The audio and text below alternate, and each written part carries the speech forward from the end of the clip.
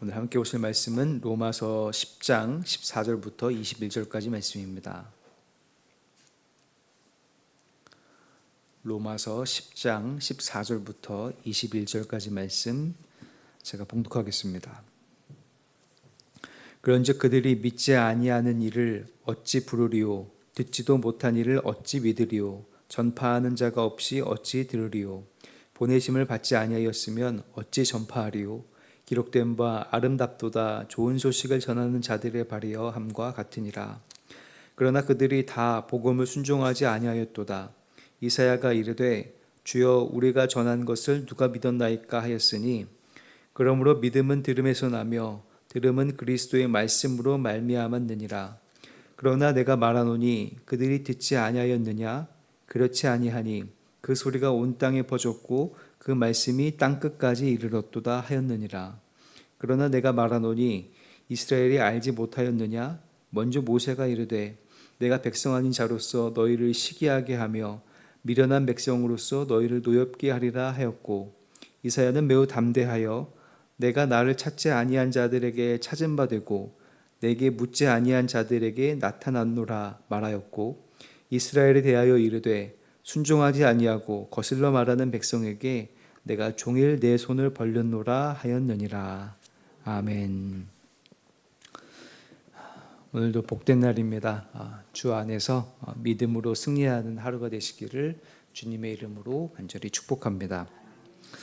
오늘 말씀은 많이 익숙하신 말씀이시죠. 믿음이 들음에서 난다는 말 많이 들어보셨을 겁니다.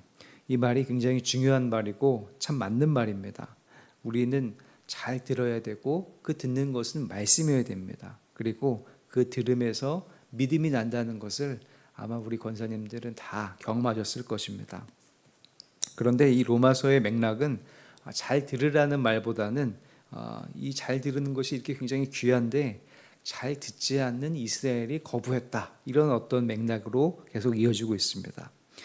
사도 바울은 입으로 시인하고 마음으로 믿어서 구원에 이르는 그 구원의 과정을 오늘 읽은 말씀 14절, 15절 그리고 어제 읽은 말씀 14절, 13절부터 계속 이어지고 있습니다.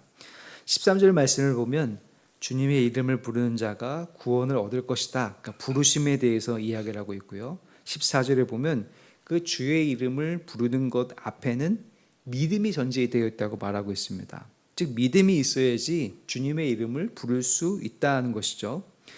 근데 믿음 앞에는 또 듣는 일이 있습니다. 들어야지만 믿음이 생길 수 있다는 것이고, 또 듣는 일 앞에는 전파하는 일이 있습니다. 누군가는 전파를 해줘야지 들을 수 있다는 것입니다. 또 전파하는 일 앞에는 보내심이 있습니다. 누군가는 전파하는 일을 위해서 보내줘야 되고 보내심을 받아야 되고 또 그런 일이 있어야 된다는 것이죠. 그래서 구원까지 순서를 보면 제일 먼저는 보내심, 그리고 전파함, 그리고 들음, 그리고 그 다음에 믿음, 그리고 주님의 이름을 부르심, 그리고 구원, 이런 순서로 구원의 과정과 구원의 일들이 이루어지는 것을 알 수가 있습니다. 순서상 맨 앞에 놓이는 것이 보내심이고, 이 보내심은 사람 스스로 보내심을 받는 것이 아니라 하나님께서 보내시는 일입니다. 즉 보내심은 하나님께서 사람을 통해 일하시는 것을 드러내고 있는데요. 하나님은 전지전능하신 분, 마음만 먹으면 모든 일이 다 가능하시지만 직접 개입하시지 않으시고 사람을 세우셔서 사람을 통하여 하나님께서 사람들을 구원하십니다. 마치 예수님께서 제자들을 세우시고 제자들을 보내신 것과 같이 하나님께서는 직접 찾아오셔서 일하시는 분이 아니라 사람을 세우시고 사람을 통해서 구원을 이루신다는 것이죠. 그리고 그들을 아주 귀하게 여기십니다. 15절에 보면 아름답도다, 그 발이 아름답다라고 말하지 않습니까? 아름답도다 좋은 소식을 전하는 자들의 발이여, 이렇게 쓰고 있는데 땅이 지저분한 것들을 밟고 다니는 발이지만 주님께서 보내시고 전파하는 발이기 때문에 아름다운 겁니다. 그 발이 진짜 예쁜 발이 아니라 하나님의 말씀을 받고 또 말씀을 전하기 때문에 아름다운 발인 것이죠. 그렇게 하나님은 시작하시고 사람들을 보내셔서 복된 소식을 전파하시고 들려주셨습니다. 분명 귀에 들려온 소리였고 들었습니다. 그러나 그것을 듣지 않으려고 했던 사람, 그것을 순종하지 않으려고 했던 사람이 있었다는 것이죠. 16절 앞부분을 보면 그러나 그들이 다 복음을 순종하지 아니하였도다. 복음을 분명 듣긴 들었는데 그 말씀을 마음에 새기고 순종하지는 않은 것입니다. 그 말씀을 들은 모든 사람이 그 말씀을 다 귀하게 여기고 순종하고 따르지는 않았습니다. 들었지만, 분명히 들었지만 못 들은 채 하고 듣지 않으려고 했습니다. 알아차렸습니다. 그 말씀이 하나님의 말씀이라는 걸 알아차렸지만 모르는 척했습니다.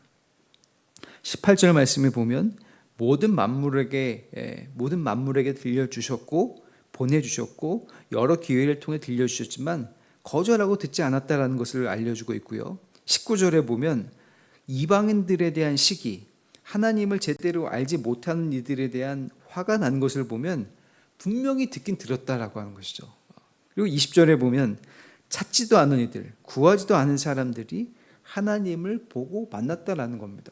이들이 그냥 자연스럽게 깨달은 것이 아니라 분명히 어떤 소리를 들었기 때문에 구했고 찾았고 하나님을 만났는데 왜 너네들 이스라엘 사람들은 못 들었다고 하느냐라고 하는 것입니다. 모두에게 들려주셨다라고 하는 말씀이죠. 그 하나님은 그냥 들려주신 것이 끝나는 것이 아니라 계속 들려주시고 기다리고 기다리셨습니다. 맨 마지막 절에 보면 이제 두 팔 벌려 순종하지 아니하고 거슬러 말하는 백성에게 내가 종일 내 손을 벌렸노라 하였느니라. 그러니까 손을 벌려서 두 팔을 벌려서 안아주시려고 계속 하나님께서 기다리고 계셨던 겁니다. 이스라엘 백성들이 반역하고 순종하지 않았어도 다시 돌아오고 믿음으로 주님의 이름을 불러 구원을 얻을 것을 기대하시면서 기다렸지만 끝내 이스라엘 백성들이 돌아오지 않았다라고 하는 것입니다. 예수님의 돌아온 탕자 비유에서는 그래도 그 막내 아들이 품꾼을 여겨달라고 하면서 돌아왔지만 오늘 로마서 말씀에 나온 이스라엘은 아예 종족을 감춘 것입니다. 아무리 기다려도 오지 않습니다. 오면은 두 팔 벌려서 크게 안아주려고 하고 있었는데 부모를 모른 척하고 매몰차게 폐륜을 저지른 그런 모습으로 이스라엘을 묘사하고 있습니다. 아마 여기 계신 분들 다 어떤 분들에게 선물을 주고 또 선물을 받아보셨을 것입니다. 이 선물을 줄 때는 선물 받은 사람이 얼마나 기뻐할까 하고 선물을 준비하고 또 주실 거예요. 만약에 선물을 주시는 입장에서 좋은 핸드폰을 준비해서 좋은 핸드폰을 선물한다고 칩시다.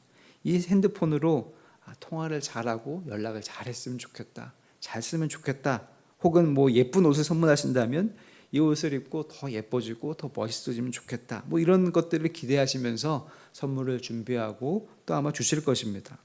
그런데 받는 사람이 분명 선물이 왔다는 것을 아는데도 분명히 뜯어본 것 같은데도 그걸 사용하지 않고 또 그거를 그냥 처박아 뒀다고 한다면 얼마나 실망이 클까요? 선물을 받아서 즐거워하고 잘 사용하는 것이 준 사람의 마음인데 받고도 무시하고 혹은 바로 버린다고 한다면 얼마나 마음이 아프겠습니까? 물론 받는 사람이 이럴 수는 있습니다. 아니, 저분이 나와 관계도 없는데 왜 이런 선물을 줬을까? 혹시 이거 받고 나서 사용한다고 한 다음에 나중에 돈을 내라고 하는 것이 아닌가? 이게 분명히 핸드폰이라고는 써있고 핸드폰으로 보이는데 이거 혹시 폭탄 아니야? 만지다가 터져서 나한테 내가 아픈 거 아니야? 나한테 핸드폰이나 옷이 있는데 굳이 이걸 또 새로 사용해야 되나? 하면서 안 받을 수는 있을 겁니다. 그런 의미에서 생각해 보면 그게 진짜 사랑의 선물이라는 믿음이 필요하고요. 자신의 것을 옛 것으로 여겨서 내가 더 좋은 걸 쓰겠다라고 하는 용기도 필요합니다. 구원은 하나님의 은혜로 믿음으로 말미암아 없는 것인데 그것은 선물이라고 에베소서 2장 8절을 보면 쓰고 있습니다. 에베소서 2장 8절 말씀입니다. 너희는 그 은혜에 의하여 믿음으로 말미암아 구원을 받았으니 이것은 너희에게서 난 것이 아니요 하나님의 선물이라. 그러니까 우리가 뭘 노력해서 얻은 것도 아니고 우리가 발견해서 그것을 얻은 것이 아니라 하나님께서 주신 선물, 하나님께서 작정하셔서 사람들을 통해 보내시고 선물로 주셨다라고 하는 것입니다. 그것이 바로 구원입니다. 우리에게서 난 것이 아니라 하나님께서 그냥 전적으로 주시고 주시기로 마음을 먹어서 주신 것이다라고 하는 것이죠. 받을만 하니까 맡겨놓고 찾아가는 것이 구원이 아닙니다. 그냥 가만히 앉아 있어도 내 손에 들어와서 그냥 자동적으로 작동하는 핸드폰이 있나요? 옷이 자동적으로 입혀지는 옷이 없을 겁니다. 미래에는 그런 핸드폰이나 옷이 있을지 모르겠지만 그런 것은 없습니다. 먼저 하나님의 은혜가 주어졌고 선물을 주셨으면 내가 받아야지 하고 결심하는 순간도 필요하고 또 그것을 받는 믿음도 필요하다라고 하는 것이죠. 갑자기 높은 분이 만찬을 준비해 놓고 초청을 했다라고 한번 가정을 해봅시다. 아니 저분이 어떻게 나를 알았는지 모르지만 그분이 굉장히 훌륭한 유명한 요리사들을 모셔서 또 요리를 아주 잔뜩 준비하고 분위기 좋은 음식점에서 음식을 준비해 놨으니까 며칠 언제 몇 시에 오라고 연락을 받았습니다. 당연히 의심이 갈 수밖에 없죠. 아니 어떻게 저 사람이 나를 알고 이런 식탁에 나를 불렀을까? 이게 보이스피싱은 아닌지 내가 가도 되는 자리인지 누가 초청을 받았는지 의심이 들 수밖에 없습니다. 일단 거기까지 가려면 그래도 조그만 믿음이 필요하고 확신이 필요합니다. 확실히 나를 부른 것이 맞구나. 이게 사기가 아니라 진짜 나를 초청한 것이 맞구나. 가서 보니 보고 보니 말로 들은 것보다도 훨씬 더 좋은 음식, 훨씬 더 화려한 것들이 차려져 있었습니다. 분명히 초청한 사람이 마음껏 먹으라고 했는데 여전히 찜찜합니다. 이거 혹시 먹으면은 이 음식에 좋아 보이긴 하는데 독이 있는 건 아닌지, 혹은 먹고 나서 얼마 내라고 하는 건 아닌지, 이거 혹시 몰래카메라를 찍어서 나를 당황스럽게 하려고 하는 것은 아닌지 여러 가지 생각이 듭니다. 의심이 들어서 안 먹고 나올 수도 있겠죠. 나는 안 먹겠습니다. 오기만 한 것으로는 만족하겠습니다. 그러면 그런 그 음식을 맛보지도 못한 것입니다. 그런 모든 음식을 내려놓고 이전에 먹던 음식 말고 새로운 음식으로 산의 진미로 내가 맛보고 내가 즐겁게 누려야겠다라고 하는 결심을 해서 수저를 손에 들고 그것을 음식을 집어서 입에 넣고 씹고 삼켜야지만 그 맛을 느낄 수 있고 그 음식으로 내가 건강함도 누릴 수 있겠죠. 즐거움도 경험할 수 있을 겁니다. 그리고 모두가 다 같이 즐겁게 웃고 떠들면서 좋은 시간을 보낼 수 있을 겁니다. 마치 이스라엘 사람들은 그 음식을 보고도 먹지 않았고 또 다른 사람이 먹는 걸 보고도 안 먹는 사람들이고 잔치에 초청한 사람이 한 입만 먹어보라고 기다려도 꿈쩍도 안 하면서 자리만 차지하고 있었던 사람들이 바로 이스라엘 사람들이었다라고 하는 것이죠. 그렇다면 우리는 어떻게 해야 될까요? 모든 의심을 내려놓고 음식을 준비하고 초청한 이를 믿어서 차려진 식탁에서 수저를 들고 맛있게 먹으면 되는 겁니다. 그것이 음식을 준비한 사람도 기쁘고 맛있게 먹는 우리도 즐겁고 행복한 일이죠. 주님께서 은혜로 말미암아 준비한 구원이라는 선물을 우리는 믿음으로 받아들이고 주님의 이름을 부르심으로 이 구원의 기쁨을 누리는 것이 우리 주님께서 가장 원하는 일입니다. 그 말씀을 듣고 그 말씀 안에 있는 놀라운 복을 누리면서 즐겁고 기쁘며 하나님을 찬양하고 하나님을 즐거워하는 일이 하나님께서는 원하시는 일이라는 것이죠. 아무리 좋은 선물을 받아도 뜯어 사용하지 않으면 그만이고 아무리 복음의 말씀을 듣고도 듣지 않으면 그만입니다. 하나님도 기쁘시게 하고 나도 즐거운 삶은 들음으로 믿음이 생겨서 주님의 이름을 부름으로 말미암아 구원을 얻고 그 구원받는 삶을 사는 것입니다. 우리 수표교회 모든 성도님들이 구원의 기쁨과 감격의 삶을 살아가는 성도님들이 되시기를 바랍니다.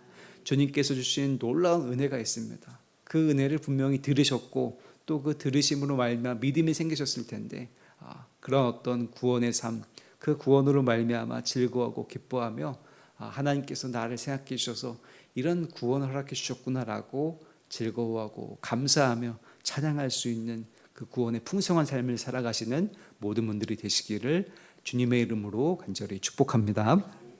기도하겠습니다. 은혜로우신 주님, 주님의 이름을 찬양합니다.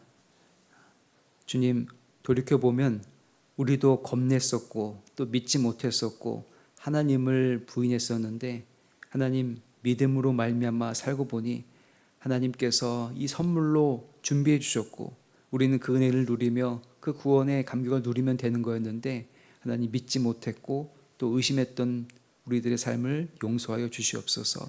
더욱더 열심히 듣게 도와주시고 들음으로 말미암아 믿음이 생겨 그 구원의 풍성한 삶을 누리는 삶이 될 수 있도록 인도하여 주시옵소서.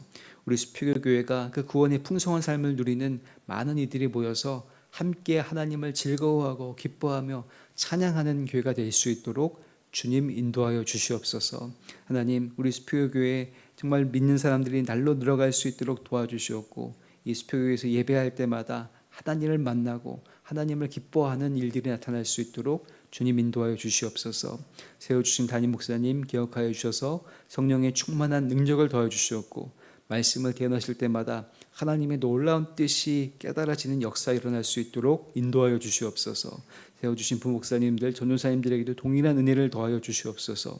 특히 주님께서 신실하게 여기셔서 전파하기 위해 부르신 우리 사랑하는 장로님들, 권사님들, 집사님들 기억하여 주셔서 하나님 더욱더 큰 은혜와 또 소망을 더해 주시고 사명으로 사는 분들이 될 수 있도록 힘과 능력을 더하여 주시옵소서. 직분받지 못한 분들은 그 직분에 대한 사모함으로 말미암아 더욱더 주님께 나아갈 수 있도록 주님 인도하여 주시옵소서. 하나님, 우리 교회 안에 아파하고 또 괴로워하며 눈물 흘리는 이들, 또 병상에 있는 이들, 또 고통 가운데 있는 이들이 있습니다. 주님께서 그 모든 고통과 아픔을 아시오니 하나님 힘주시고 또 소망 주셔서 그 고통을 잘 이겨낼 수 있도록 인도하여 주시옵소서. 아픈 부위를 만져주시고 치료하여 주셔서 회복하게 하시고 다시금 주님으로 말미암아 기뻐하고 즐거워하는 모든 이들이 될 수 있도록 주님 꼭 붙잡아 주시고 긍휼을 베풀어 주옵소서.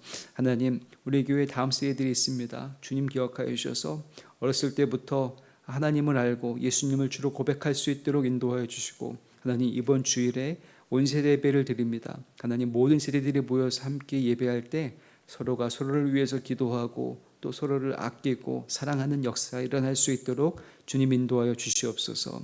우리 교회 연로하신 성도님들 계십니다. 주님께서 함께 해주셔서 그 믿음과 그 육신을 붙잡아 주시고 영육의 강건함을 누리게 도와주시며 끝까지 믿음으로 승리하는 주의 백성들, 그래서 본이 되는 분들이 될 수 있도록 주님 인도하시고 함께하여 주시옵소서. 오늘 주님 앞에 나올 때 귀한 예물 드린 이들이 있습니다. 기억하여 주시고 이 예물에 담겨있는 소원과 간구, 기도의 제목이 있는데 주님 들으시고 응답하여 주시옵소서. 주님께서 보시기에 가장 좋은 때에 가장 좋은 일로 열매 맺게 도와주시고 하나님의 살아계심을 경험하는 귀한 아버지 예물드림이 될 수 있도록 주님 인도하여 주시옵소서. 오늘 하루도 주님 앞에 맡깁니다. 오늘 그 시간들마다 하나님께서 동행하여 주시고 하나님 보호하여 주셔서 하나님과 함께 기뻐하고 즐거워하며 감사하는 하루가 될 수 있도록 주님 인도하여 주시옵소서. 모든 것들 주님께 맡깁니다. 감사드리며 존귀하신 예수 그리스도의 이름으로 간절히 기도하옵나이다. 아멘. 하늘에 계신 우리 아버지여, 이름이 거룩히 여김을 받으시오며 나라가 임하시오며 뜻이 하늘에서 이루어진 것 같이 땅에서도 이루어지이다. 오늘 우리에게 일용할 양식을 주시옵고 우리가 우리에게 죄 지은 자를 사하여 준 것 같이 우리 죄를 사하여 주시옵고 우리를 시험에 들게 하지 마시옵고 다만 악에서 구하시옵소서. 나라와 권세와 영광이 아버지께 영원히 있사옵나이다. 아멘.